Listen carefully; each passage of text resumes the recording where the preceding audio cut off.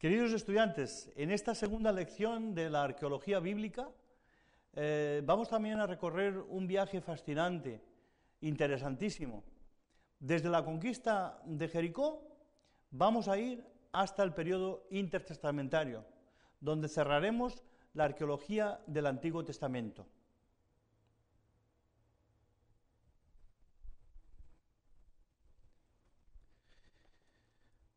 En Génesis capítulo 50, versículo 25, nos dice la palabra de Dios: «E hizo jurar José a los hijos de Israel, diciendo, Dios ciertamente os visitará, y haréis llevar de aquí mis huesos».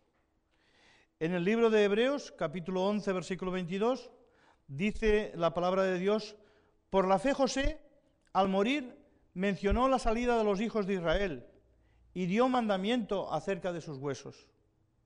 Y en el libro de Josué, capítulo 24, versículo 32, dice que enterraron en Siquem los huesos de José, que los hijos de Israel habían traído de Egipto, en la parte del campo de Jacob, la parte que compró a los hijos de Hamor, padre de Siquem, por 100 piezas de dinero, y fue posesión de los hijos de José.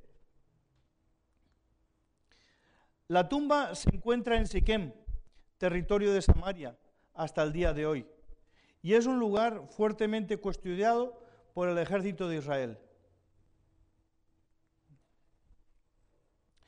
El libro de Josué nos narra la conquista israelita de Canaán. Aquí tenemos el llamado marfil de Meguido. Este descubrimiento se hizo en las excavaciones de Meguido y nos da una semblanza cananita del mismo periodo.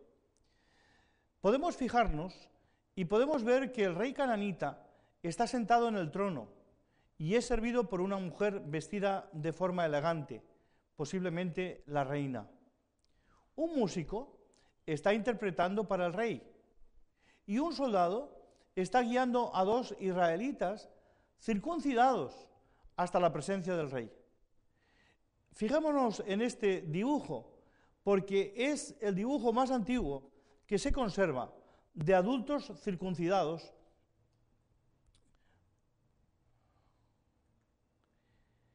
Meguido es el lugar donde se desarrollan las batallas más importantes del pueblo de Israel. Aquí nos relata el libro de Jueces el cántico de Débora y Barak. Vinieron reyes y pelearon. Entonces pelearon los reyes de Canaán en Tanac, junto a las aguas de Meguido. Jueces, capítulo 5, versículos 19. Y le siguió Jehú, diciendo, herid también a este en el carro. Y le hirieron a la subida de Gur, junto a Ibleán. Y Ococías huyó a Meguido, pero murió allí. Segunda de Reyes 9:27. Como podemos ver, diferentes historias en la Biblia nos hablan del lugar de Meguido. Aquí se celebraron inmensidad de batallas por el pueblo de Israel. Meguido fue fuertemente fortificada por el rey Salomón y era una de las ciudades preferidas por el rey para encerrar sus carros y sus caballos. Dice el texto en Primera de Reyes, capítulo 10, versículo 26. Y junto a Salomón, carros y gente de a caballo, y tenía 1.400 carros y 12.000 jinetes. Salomón impuso edificar la casa de Jehová y su propia casa, y Milo, y el muro de Jerusalén, y Azor, Meguido y Gezer. Primera de Reyes 9:15. Así que podemos ver que aquí Salomón juntó sus carros y sus gentes de a caballo. Y fijaros, tenía una cantidad inmensa, 1.400 carros y 12.000 jinetes. En aquellos días, nos dice la Escritura, el faraón Necao, rey de Egipto, subió contra el rey de Asiria al río Éufrates, y salió contra él el rey Josías, pero aquel, así que le vio, lo mató en Meguido. Segunda de Reyes 23:29. Y aquí en Meguido es donde, según el Apocalipsis, tiene la batalla final. Apocalipsis 16:16 nos dice: y lo reunió en el lugar que en el hebreo se llama Armagedón, es decir, la montaña de Megido, que simboliza la batalla final. Naturalmente, el libro del Génesis es un libro simbólico, el libro de Apocalipsis es un libro simbólico, y allí nos narra precisamente cómo será la batalla final que Jesús va a enfrentar contra sus enemigos. Es un libro que nos habla de victoria del Señor sobre Satanás. Una de las condiciones más importantes para vivir siempre es el agua. Y en Megido todavía hoy se conserva un manantial subterráneo de agua. Aquí podemos ver a turistas bajando las escaleras que conducen al túnel, donde aún hoy se puede apreciar la importancia del agua en aquella zona. El túnel es profundo y largo y cubre gran parte del asentamiento de Megido. Pero es muy importante saber que toda la edificación de Megido pues cubría el yacimiento de agua, se encontraba dentro de la ciudad.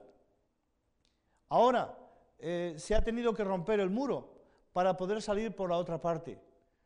La resistencia en Megido tenía mucho que ver con las aguas subterráneas, que estaban localizadas dentro de los muros de la ciudad.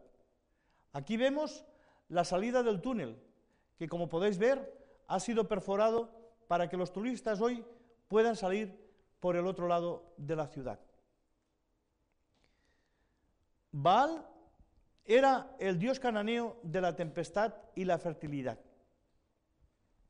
Una de las tentaciones más grandes que tuvo que soportar el pueblo de Israel fueron los dioses paganos, entre ellos quizás el más importante, Baal. Dice la palabra de Dios: y se fueron tras otros dioses, los dioses de los pueblos que estaban en su alrededor, a los cuales adoraron, y dejaron a Jehová y adoraron a Baal y a Astarot. Jueces 2, 12 y 13. Esta imagen de Baal, recubierta de oro, fue descubierta en las excavaciones de Megido. Los filisteos fueron uno de los pueblos más fuertes con los que tuvo que enfrentarse Israel. El poder filisteo no fue roto hasta los tiempos de David. Esta foto pertenece al mural del templo de Ramsés III en Medinet Habu. Nos muestra la captura de los filisteos por parte de los egipcios, ocurrida en el siglo XIII a.C. Debemos notar los sombreros con plumas que identifican precisamente a los filisteos.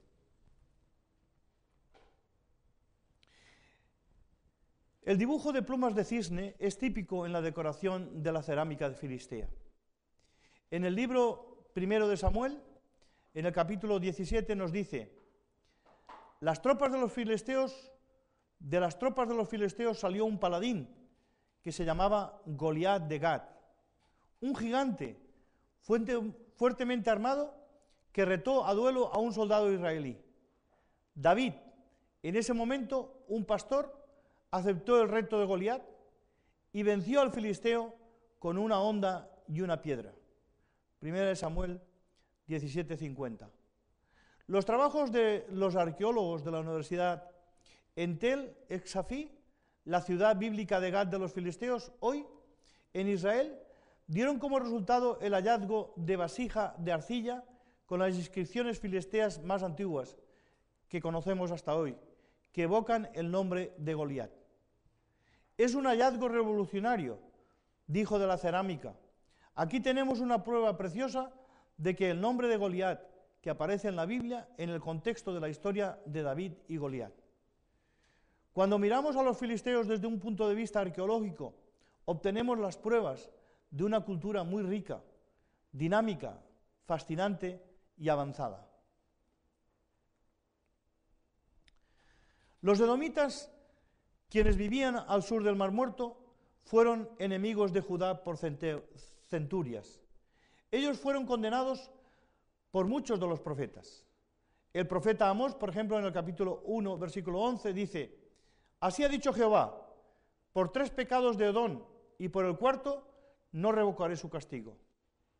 Abdías nos describe el lugar donde vivían. Tú que moras en las hendiduras de las peñas, en tu altísima morada. Abdías capítulo 1, versículo 3. Los sucesores de los edomitas fueron los nabateos. Vivían en el mismo área y construyeron grandes edificios en la roca, en la ciudad de Petra. Las fotos muestran una de las tumbas de un rey nabateo. Se la conoce con el nombre de la tumba del tesoro.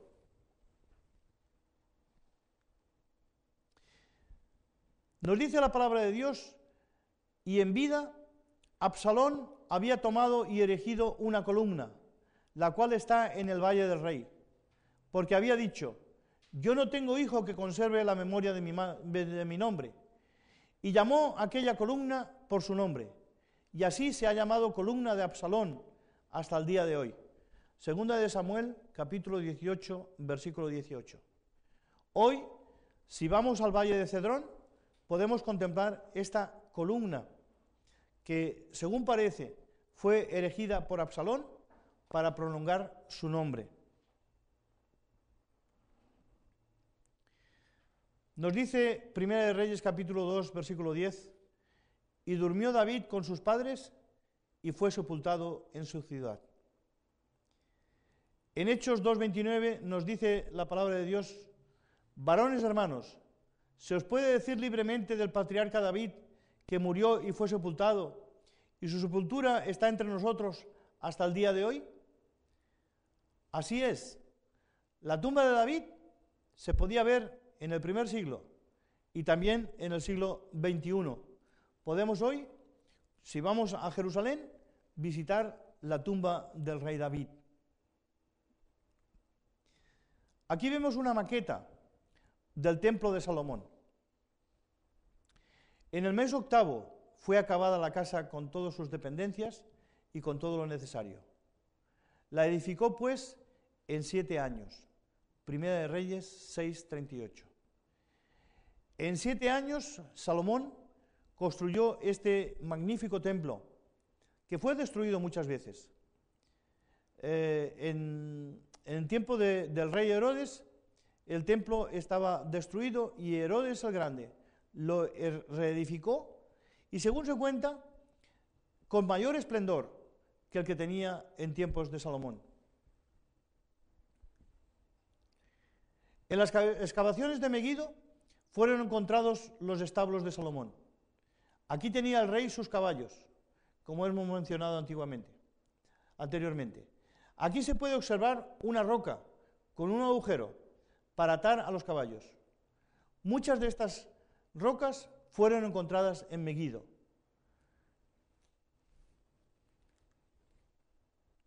Al 5.º año del rey Roboam, subió Sisac, rey de Egipto, contra Jerusalén, y tomó los tesoros de la casa de Jehová y los tesoros de la casa de real, y lo saqueó todo.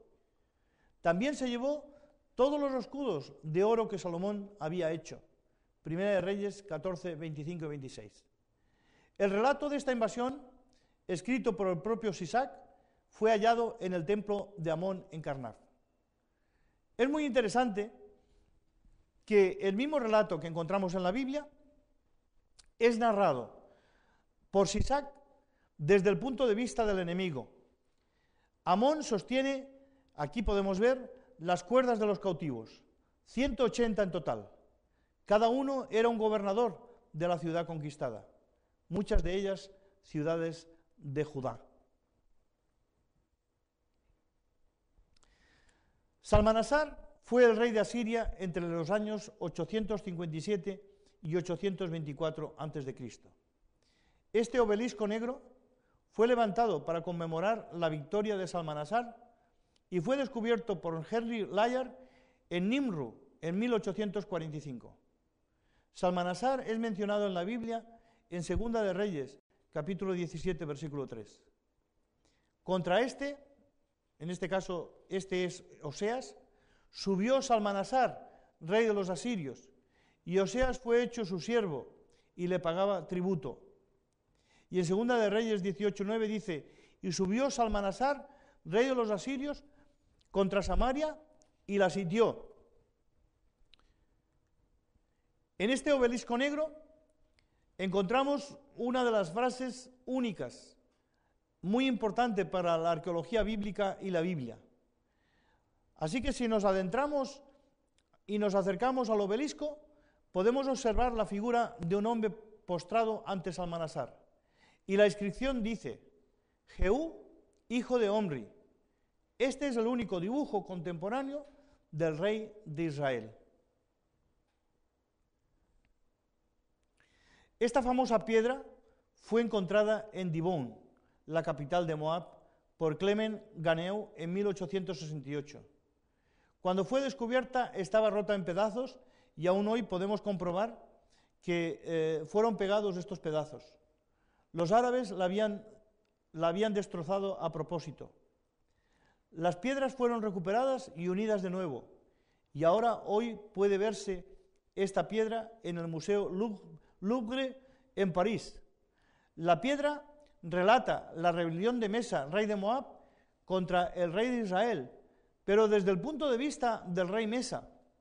Y es una historia muy interesante, paralela con la que nos relata la Biblia en Segunda de Reyes, capítulo 3, versículo 4 en adelante. Este es un documento único e importante, porque lo que nos relata la Biblia en Segunda de Reyes, capítulo 3 en adelante, versículo 4 en adelante, está también relatado en esta piedra, pero desde el punto de vista del enemigo.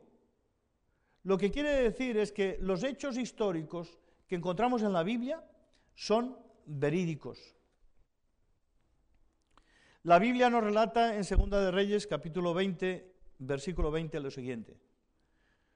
Los demás hechos de Zacarías y todo su poderío, y cómo él hizo el estanque y el conducto y metió las aguas en la ciudad, ¿no está escrito en los libros de las crónicas de los reyes de Judá? Qué interesante, en 1880 fue encontrado el famoso túnel de Ezequías. Y esta inscripción fue hallada en el túnel y está fechada en el año 700 a.C. y nos relata la finalización del túnel de Ezequías.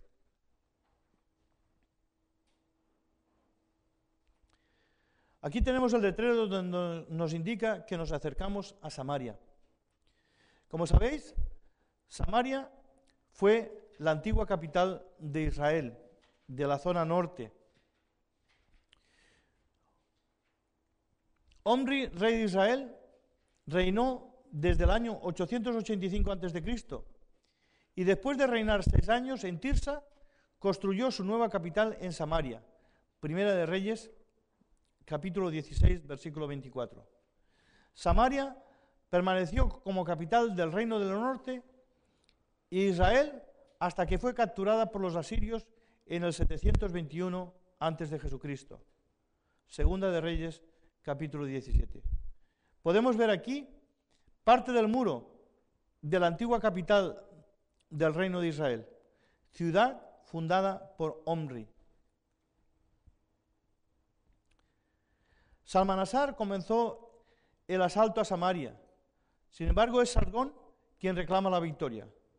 Según los anales de Sargón, más de 27.000 judíos fueron llevados a la cautividad después de la caída de Samaria.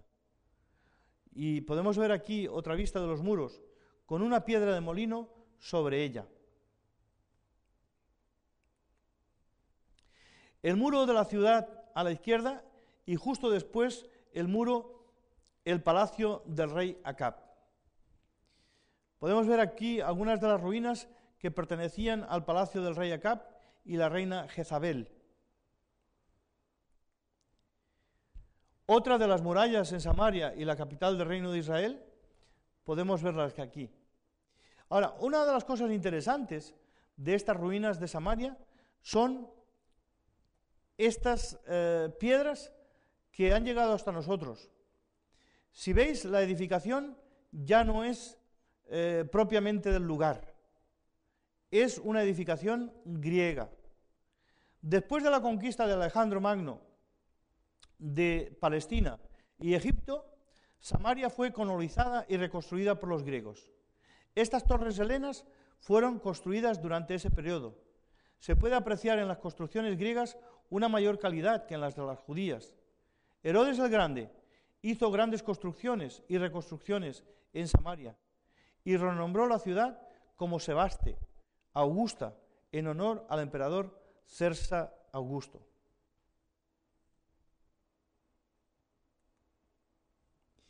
Estos grabados pertenecen a la destrucción de una ciudad por los asirios.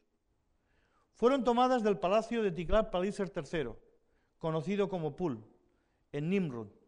Ahora pueden verse en el Museo Británico. Se puede apreciar la batería subiendo hacia la muralla y los prisioneros muertos y empalados. Es muy interesante cómo los asirios, los sirios y otros pueblos mataban a las personas y luego las empalaban. Es interesante notar cómo los asirios les gustaba mostrar en su arte la crueldad de sus batallas. Ezequiel predijo que los asirios llegarían con sus baterías para destruir Jerusalén. Ezequiel capítulo 21, versículo 22 en adelante. Salmanasar III fue rey de Asiria entre los años 858 al 824 a.C. Su palacio real fue descubierto en el año 1887 en la montaña llamada Balawat. Las dobles puertas de la ciudad estaban decoradas con trabajos en bronce, mostrando las campañas militares del rey. Están consideradas como una obra maestra del arte asirio y pueden contemplarse hoy en el Museo Británico. Tienen gran interés para el estudiante bíblico. Podemos darnos cuenta de la crueldad asiria y lo que los israelitas debieron sufrir cuando cayeron bajo el yugo asirio. Una de las baterías de Salmanasar atacando las murallas de la ciudad. Cuando los asirios capturaron la ciudad de Culusí, entre ellos les cortaron la cabeza a sus prisioneros y las colocaron en los muros de la ciudad. Nos recuerda la historia de Saúl y sus hijos, muertos por los filisteos, que les cortaron las cabezas y las colgaron en el muro de Bet-San, como podemos leer en 1 Samuel, capítulo 31. Aquí, asirios, cuando hacían prisioneros, una de sus crueldades era desmembrar a los prisioneros. Les rompían los brazos, les rompían las piernas. Una crueldad realmente que nos impresiona. Los grabados del Palacio del Norte de Asurbanipal en Nínive, que son del año 668 al 627 a.C., nos muestran al rey apuñalando a un león. Es interesante notar la valentía de los asirios.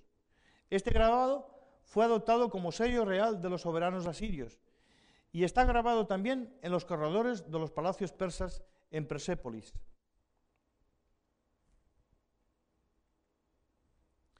A los 14 años del rey Ezequías, nos dice la palabra de Dios, subió Senaquerib, rey de Asiria, contra las ciudades fortificadas de Judá, y las tomó.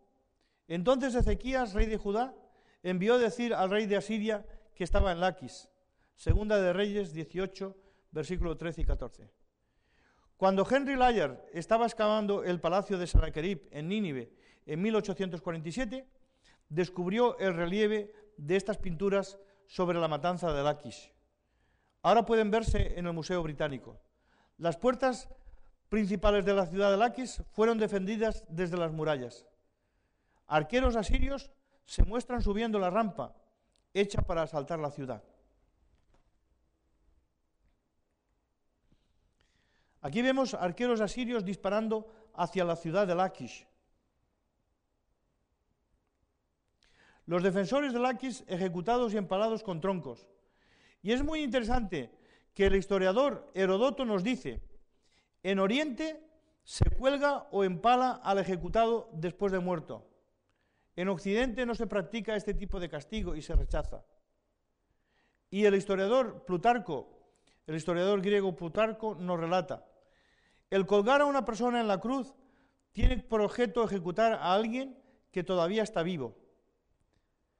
Si alguno hubiera cometido, esto es lo que encontramos en Deuteronomio 21, si alguno hubiera cometido algún crimen digno de muerte y lo hiciere morir y lo colgáis en un madero, no dejaréis que su cuerpo pase la noche sobre el madero.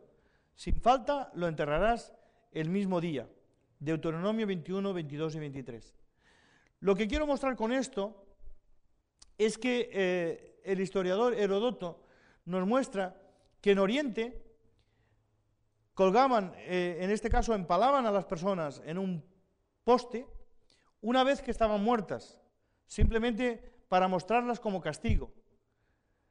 Y también en la ley de Moisés nos dice que cuando uno hubiera sido muerto, se lo colgará en un madero, pero se le tenía que enterrar al llegar la noche. Sin embargo, el historiador griego Plutarco nos habla que el colgar a una persona en la cruz tiene por objeto ejecutar a alguien que todavía está vivo.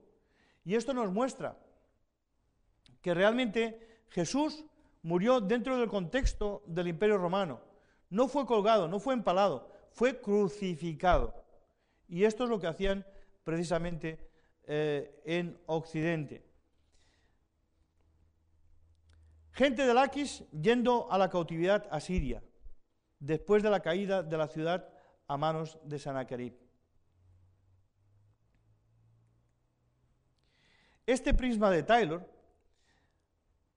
nos muestra, según el relato, desde el punto de vista de Sennacherib, su ataque a Judá. Lo interesante es que nos explica la historia hebrea desde el punto de vista del enemigo. Además, la importancia de ver un episodio fuera de la Biblia que corresponde exactamente con los documentos bíblicos.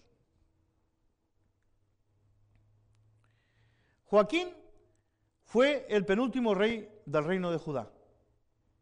Fue llevado a la cautividad por Nabucodonosor, rey de Babilonia, encarcelado por muchos años y puesto más tarde en libertad por Evil Merodach, y puesto en eminencia, y comió en la mesa del rey de Babilonia, según nos cuenta Segunda de Reyes, capítulo 25, versos 27 al 30.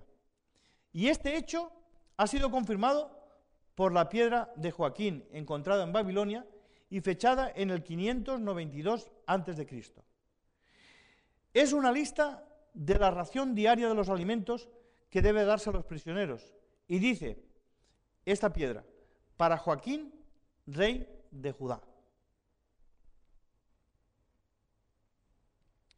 El llamado cilindro de Nabucodonosor nos relata la crónica babilónica de los eventos más importantes desde el 747 a.C. en adelante. Hechos que encontramos en la Biblia, en Segunda de Reyes, capítulo 24, 10 y siguientes. Lo interesante también de este hallazgo es que el documento relata lo acontecido desde el punto de vista del enemigo. Pero la crónica es la misma, lo que da a la Biblia una gran credibilidad en los relatos históricos. Alejandro Magno, Alejandro el Grande, subió al trono de Macedonia en el año 336 a.C. 2 años más tarde, en el 334, comienza su expansión declarando la guerra a Darío III, rey de Persia. Conquistó Susa, Babilonia y Persópolis, antes de volver a Babilonia, donde moriría a la edad de 33 años.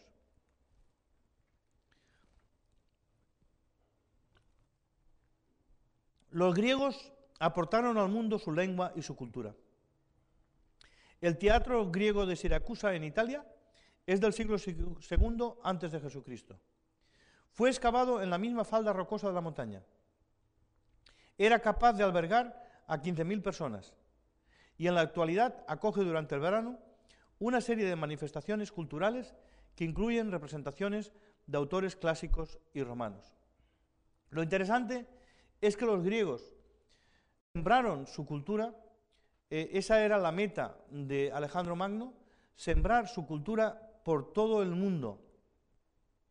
De ahí que el idioma griego fuese enseñado en los distintos lugares, en las distintas ciudades, y así se fue plantando la cultura y el idioma griego hasta el tiempo del Nuevo Testamento.